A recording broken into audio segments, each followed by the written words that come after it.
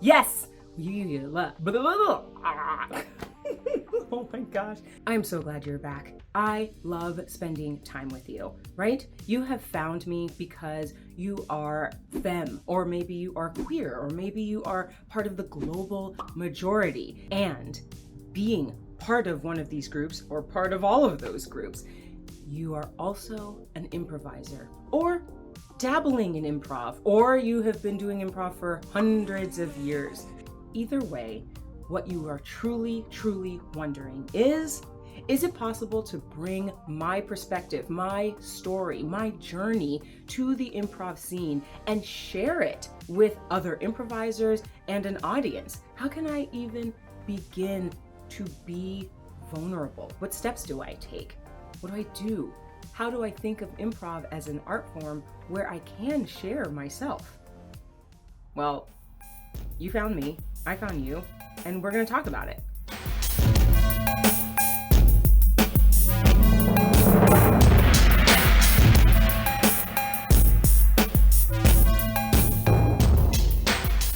I say this all the time in classes and workshops and jams. Own your shit.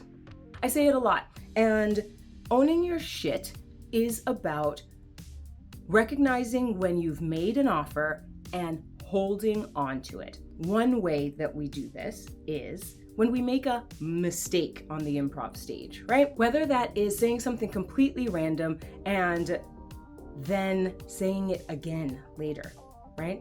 Making that random statement part of your character, a catchphrase that your character says. That's one way we own our shit. If you make a mistake, and then using that mistake to perpetuate the environment that you are building, to perpetuate your character that you are sticking to. But really, when I am saying own your shit, it is about the moment that you are going to give into another character or many other characters. You've made a choice, you have a perspective, your character knows what it wants, and here comes other influence. Your character says, let's go to the beach. I love the beach. And then someone else comes in and says, oh, but I love the desert. The last time we went to the beach, we did this, that, and the other. Now, this is usually where I say, own your shit. We are very used to giving up on our ideas. Sometimes that is drilled into us because we are taught that we don't want to be arguing on stage. I understand that, but it is okay to stick to the thing that you brought. I really do want to go to the beach. I know that thing happened last time, but I want to try again with you. Why? Because this is all about relationship. With you, because I love you. Or because we are best friends. Because I know we can make the beach work. Plus, I'm a crab, and I have to go home sometimes. Whatever it is, own it. Own it. Here's where I'm usually saying own your shit. It's when you are about to give up on your character, or give up on your perspective or yourself. When you're about to give up on your character, usually comes up when someone comes onto stage and they also have a very big character. And you can feel the shift in your body want to latch on to that character, whether it's their body position, whether it is their voice or their accent, and you start to feel like, uh-oh, we're becoming the same character. This is where I say, own your shit. Own it.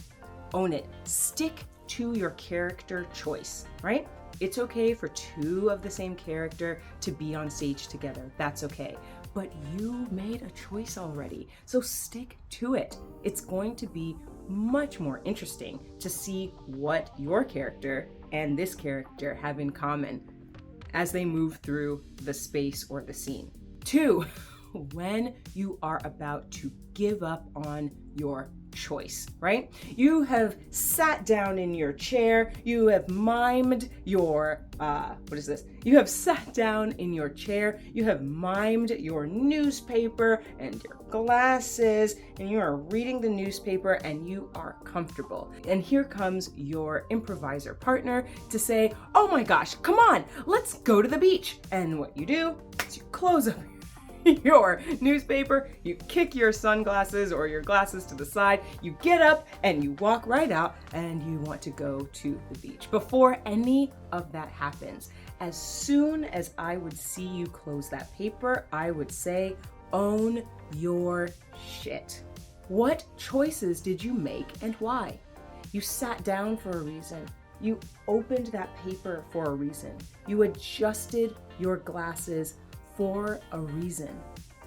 Own it. Explore that before you just completely give up on it. And then yourself. Yourself is so important. I see improvisers really give up on themselves. What does that look like? It looks like the two other choices, giving up on your character, giving up on your choice.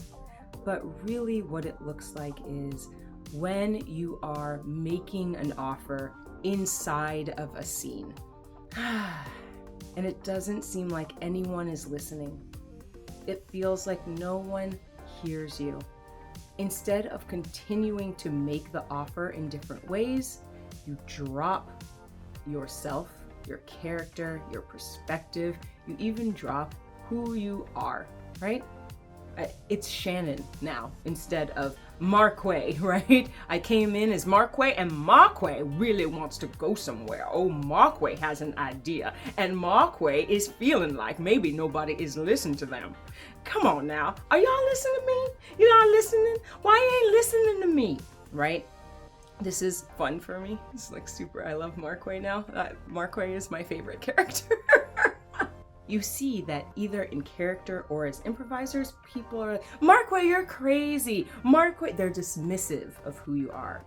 And what it feels like, what you want to do is, instead of keeping up this Marquay, oh my, you ain't gonna listen to Marquay? Instead of keeping this up, you come out. Oh my gosh, sorry guys. I had a cold. You know how I get when I have a cold? You've done this before, right? You're nodding. Mm-hmm. You're feeling it in your stomach. You've done this before. That piece of you that came into the scene, that piece of you that brought their perspective, your perspective or piece of story into the game or scenario or environment that you are playing with. And just like that, you let it go. And then you get off stage later and it feels bad. Before I would let you release Marquay, I would say, hold on to your shit. Listen to me. Listen to me close. Own your character. Own it. Own it in its body. Own it in its voice. Own it.